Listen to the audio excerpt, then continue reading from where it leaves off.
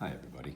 So we're going to be doing number 44 from section 1.5. And the reason that I chose it is because the negative exponents, and I wanted to demonstrate one that looked a little bit more confusing.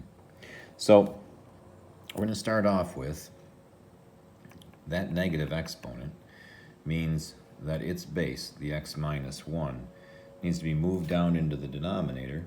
So I take this entire expression and I put it down into the denominator. And so it reads 4x over x minus 1 raised to the 2/3. Now, the other piece of this is that in order to be able to add these two expressions, I need to get this thing to have a common denominator. So it needs an x minus 1 to the 2/3 in its denominator. Now the problem is I can't just put it there. I can't just, change what the number is. I either have to add 0 in mathematics or I multiply by 1 when I'm dealing with expressions. So what I did was I took x minus 1 to the 2/3 in the denominator and I put an x minus 1 to the 2/3 in the numerator. And effectively those two things divide out to be 1. So I'm really technically multiplying an expression by 1, and when you multiply by 1 you don't change it, you just change the way it looks.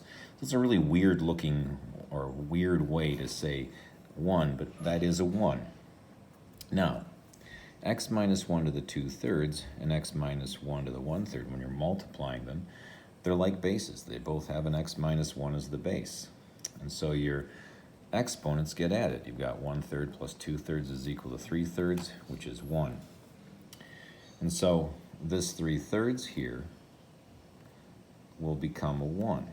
So I've now got 4x over x minus 1 to the 2/3 plus 3 times the quantity x minus 1, and you could say to the 3/3 or to the 1, but it's going to be beneficial to talk about it as a 1.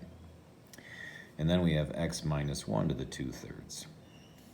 And since we have a common denominator, I can now put these all over one fraction bar. Yep. See you, Harry. Sorry about that, folks. And then I have 4x plus 3 times the quantity x minus 1. So I will distribute my 3, and I'll end up with 4x plus 3x minus 3, which in the numerator becomes 7x minus 3, and in the denominator I have this x minus 1 to the 2/3. Hopefully that helps, folks.